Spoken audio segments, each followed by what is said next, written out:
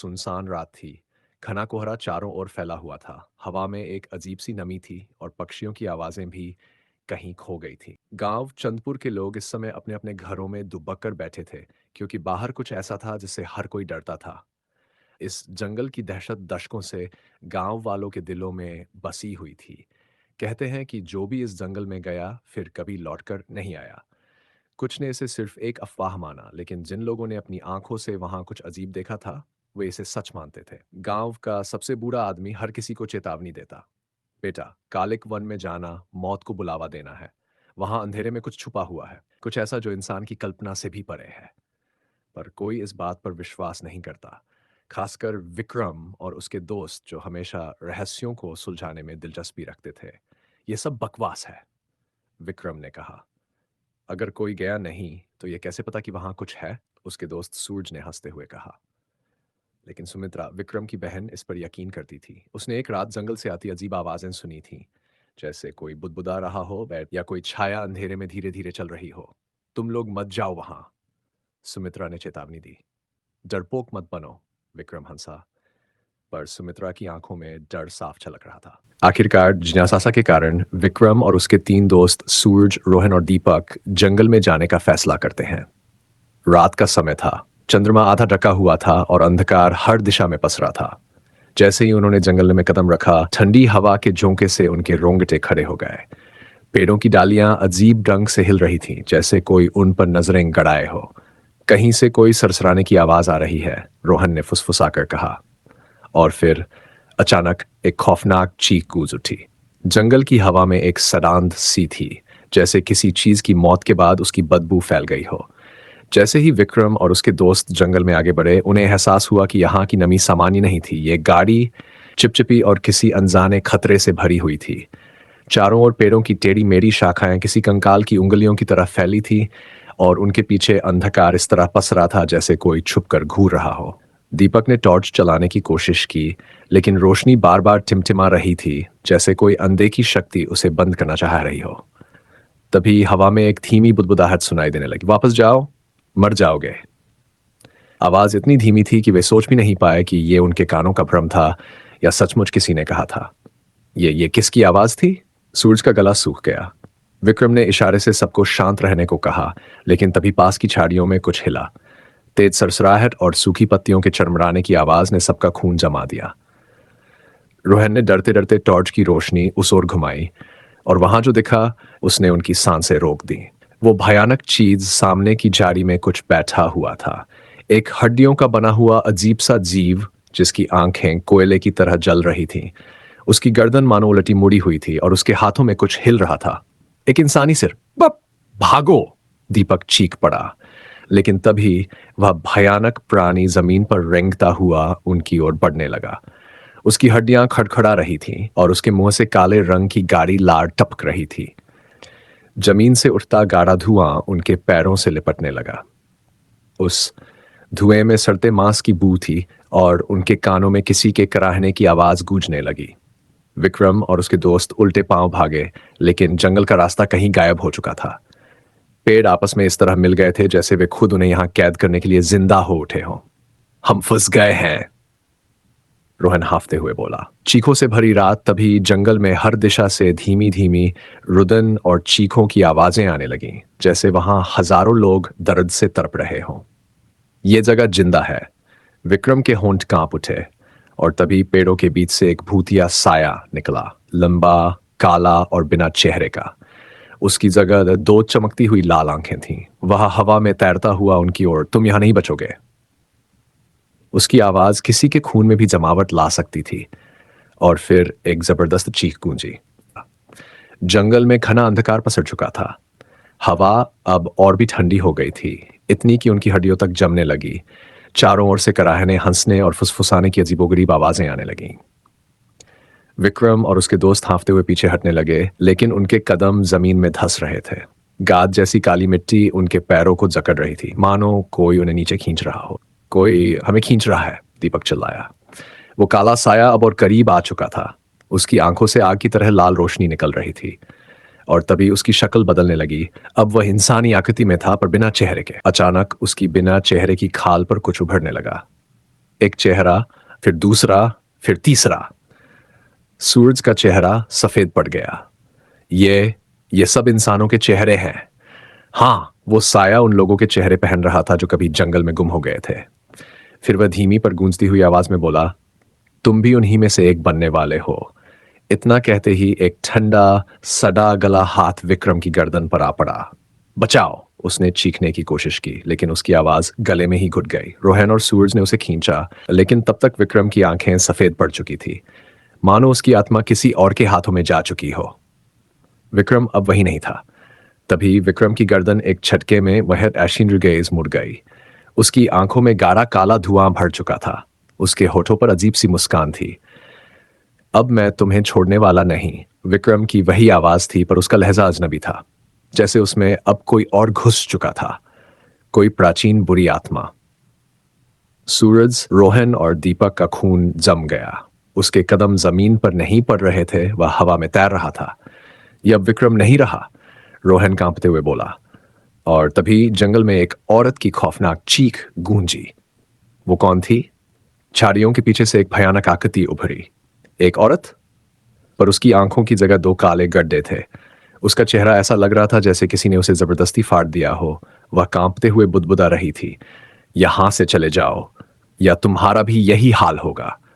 लेकिन तब तक बहुत देर हो चुकी थी। विक्रम अब हवा में उठ चुका था और उसके चारों ओर काले धुएं की परत बन रही थी। अब वह इंसान नहीं था, वह कालिक वन का नया श्राप बन चुका था।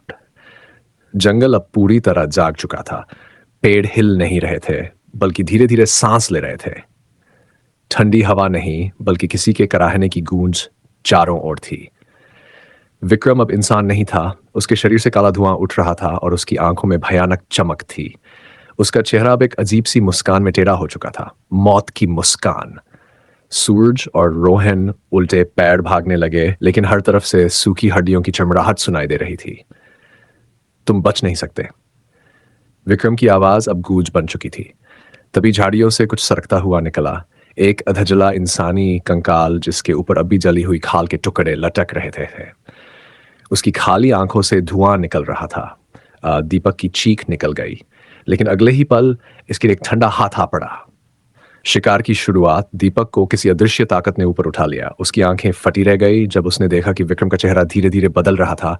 अब वो दीपक का चेहरा बन चुका था। अब मैं तुम हूं। विक्रम की आवाज में अजीब सा बदलाव था। दीपक का शरीर जोर से झटका खाकर नीचे गिरा, लेकिन अब उसकी आंखों में जीवन नहीं था। वह अब सिर्फ सूखता हुआ खोल था। भगो! रोहन ने सूरज का हाथ खींचा, लेकिन रास्ता खत्म हो चुका था। पेड़ अब जिंदा थे। उनके चारों ओर के पेड़ धीरे धीरे हिलने लगे। उनकी टेढ़ी मेढ़ी शाखाएं अब हड्डियों की तरह टूटती और जुड़ती जा रही थी। तभी एक चीख फिर से गूंजी। वही औरत, वो वहीं खड़ी थी, लेकिन अब उसका चेहरा और भी भयानक हो चुका था। आधी खुली खोपड़ी, गले से लटकती चमड़ी और गड्ढों जैसी काली आंखें। ये श्राप खत्म नहीं होगा, तुम सब अगले हो। सूरज ने रोहन को पीछे खींच लिया, लेकिन विक्रम का सिर सिहर जिक्सटिजगोस घूम गया और उसके होंठों पर वही डरावनी मुस्कान आ गई। अब तुम में से कौन पहले मरेगा? रात अपने सबसे अंधेरे रूप में थी।